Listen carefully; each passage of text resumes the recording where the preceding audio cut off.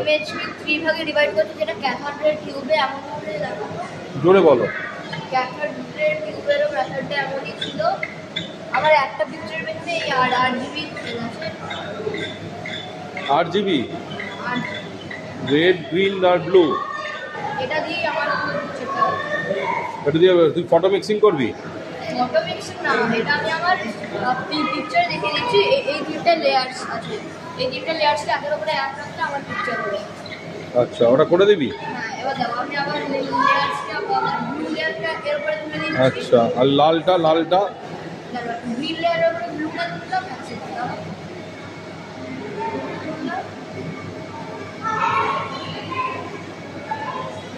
বাহ, 8 জিবি দিয়েই তো বড় হয়ে গেল। অরিজিনাল তো বেটু। হ্যাঁ, ভেরি গুড, গ্রেট সাকসেস।